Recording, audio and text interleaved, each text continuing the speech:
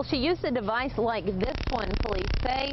It cost about $50. We got this one from Academy. They say she used it to discipline her son. Austin is in the top 20 in the country when it comes to guns being confiscated at airports, and many who are caught claim it was an accident. Everyone we talked to in that community was either outraged or upset or both.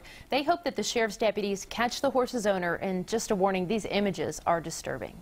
Stealing tailgates can be big business on the black market, but they're not too big to pick up and carry away. Reporting live tonight, Jessica Holloway, KV News. Police identified the officer who shot the dog. His name is Thomas Griffin, a 2-year veteran of the department. Police will conduct an internal review. Griffin will remain on duty on the streets. Police say the other officer that you saw in the video apologized to the dog's owner. I can't show you the exact photographs from inside court, so I've set up this demonstration to give you an idea. The officer was standing on the driver's side of the car. According to the forensic expert, the first shot went through the registration sticker of the windshield, then followed a shot pattern similar to this one.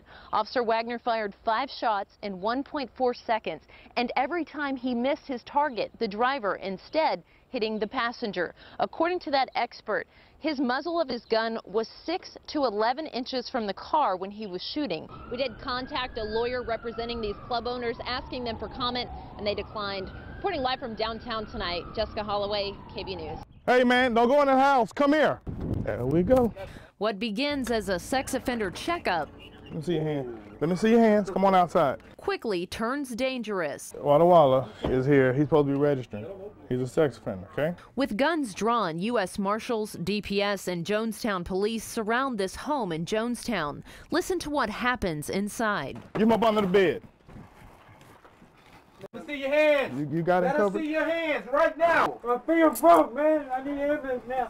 Irfan Wadiwala is a registered sex offender. He just served 4 years in the penitentiary for aggravated sexual assault of a teen girl.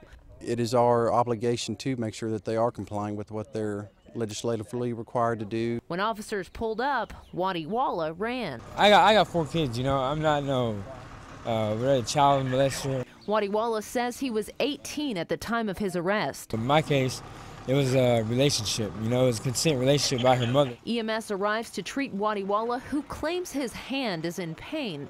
At the same time, investigators search for drugs in the house. A vehicle parked out front drove away as police arrived. They believe it might be drug-related. You have to tell him it's the dinosaur man. Playtime with his son is one of Michael Crossan's favorite things. Yes.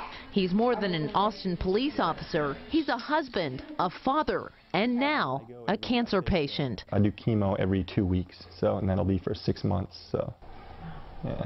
What was your diagnosis? Lymphoma, a Hodgkin's lymphoma. But with his family's attitude, you'd never know. Well, Mommy told me that you have cancer, but it's not bad cancer. yeah, it'll go away pretty easy. Like most families, the Crossans don't have a lot of extra time, but now they're getting some assistance from a new health program. Within 30 minutes, the oncologist, the specialist, is calling him and his wife saying, hey, why don't you come in and see me first thing Monday morning? I've cleared a space for you. They're able to get in to see some of our best specialists within a 24-hour period. It's less time off from work. It's less overtime for the city. Dr. Jonathan Scheinberg is a former patrol officer. He's organized a team of specialists, 24 doctors, who agree to see officers within minutes of their injuries. The officers that we work with work really hard, and as city employees, you know, they don't necessarily get the benefits that they typically deserve, and this is just a way for a lot of us to give back. The doctors treat officers for all kinds of conditions, ranging from preventative care to, well, even a handshake injury. At a recent officer's funeral, I was shaking hands with some of these young officers, and one of them was a rather robust, strong gentleman, and he grabbed my hand and I shook it and I felt something go pop. The program helps the city and the department. Their life expectancy is 15 years less than the general population, and the staggering statistic is after 5 years from retirement, 50% of officers will suffer a heart attack. Snack time. To be able to have this, to be able to go to the doctor and set up an appointment and taking care of whatever you need to get taken care of right away is a huge benefit. So it gets you back on the streets faster. And it gets Crossan back to doing what he loves most.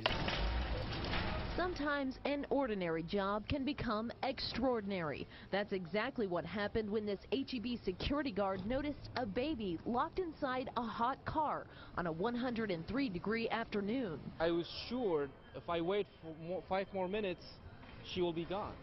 I was like, I have to do something. His fist is still recovering. When Marwan Al-Nuaimi saw the child, he knew he had to take action. He punched the window. The funny part is I used my fist 3 times. The 2 times I thought like in the movies. You know, when you break the window just 1 time and then like everything will be just good. I had to use it 3 times to break it.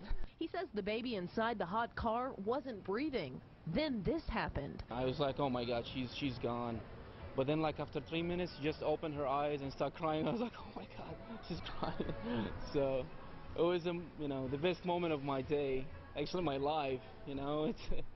I was like, thank God. Doctors believe this infant is going to be okay, thanks to the help of this security guard, who turned an ordinary day on the job into a heroic story. Life is full of chances. Sometimes they are worth it, and sometimes they're not. But you never know until you try. I tried it, I did my best, and it was worth it. I saved a life, you know, baby's life. This Austin Police storage warehouse is where guns end up after they're seized. A nationwide study reveals that gun confiscations at airports are on the rise. Once you cross that line, it becomes more of a federal violation than a state violation. Austin Police Sergeant Stephen Rodriguez oversees security at Austin Bergstrom International. He says most people simply forget. That is the case, I would say, the majority of the times. People forget, are just unaware. The red highlighted spot on this map shows the highest concentration of gun seizures happens in Texas, between Dallas and Houston. DFW Airport is number 2 on the list, and Houston's Bush Intercontinental is number 1. Accidentally leaving a gun in your bag? Austin is 16 on the list. Last year, TSA seized 27 guns from ABIA. You're in Texas. Just yesterday, Austin police filed charges against Angela Perry. She's accused of leaving a loaded semi-automatic handgun in her purse. She told police she was running late and forgot. I can't imagine that anybody would try to trick TSA with a gun. Stupid. Why bring it? You should know where your guns are. Please return immediately to the found property. Your license, you should be able to carry it. Certain states and airlines allow guns to be checked, but police say always use caution when traveling with weapons. Be careful when you're going to travel. Make sure you leave your weapons at home. President Obama is in Honolulu this morning for his annual Christmas family vacation. Yesterday, the president and other dignitaries attended the memorial service of the late Hawaiian Senator Daniel Inouye at Honolulu's National Memorial Cemetery of the Pacific. Inouye was the first Japanese American elected to both houses of Congress and the second longest serving senator in U.S. history. The 88-year-old died last Tuesday from respiratory complications. The death of a Navy SEAL commander in Afghanistan is being investigated as a possible suicide. Commander Joe Price was one of the Navy's most senior SEAL officers.